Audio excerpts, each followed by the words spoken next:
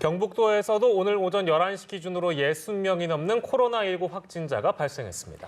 특히 집단 감염 사례가 나타나면서 우려가 커지고 있는데요. 현장 취재 기자 연결해서 자세히 알아보겠습니다. 조성흠 기자. 네, 경북도청에 나와 있습니다. 네, 질병관리본부 통계에 따르면 경북도에서 지금까지 발생한 환자 수는 모두 685명입니다. 이는 경북도가 자체 파악한 숫자인 649명과는 좀 차이가 있는데요. 이 경우는 질본의 통계의 경우 대구 등 인근 지역에 살면서 경북에서 확진 판정을 받은 환자 수를 포함하기 때문입니다.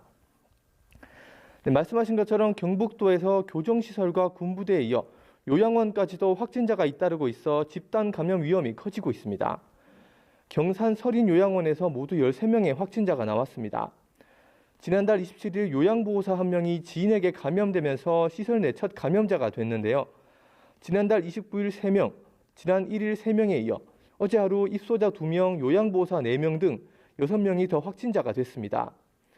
이곳엔 입소자와 직원을 포함해 122명이 있는 만큼 감염자가 더 많아질 우려가 나오고 있습니다. 외관초등학교 병설유치원의 교사와 딸이 확진되면서 일가족 확진 사례도 나왔습니다.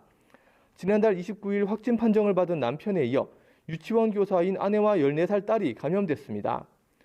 경북도는 동료 교사 10명이 자가격리에 들어갔고 외관초등학교와 병설유치원을 방역했다고 밝혔습니다.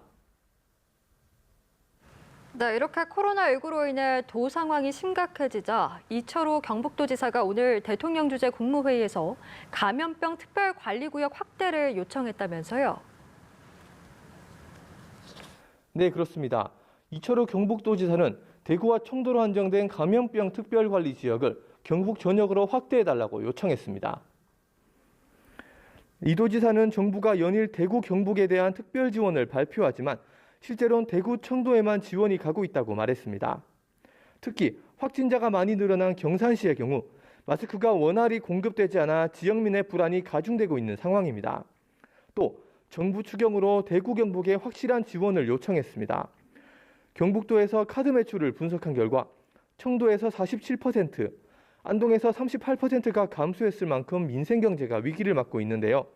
정부가 과감한 지원으로 희망을 줘야 한다는 겁니다. 지금까지 경북도청에서 연합뉴스TV 조성흠입니다.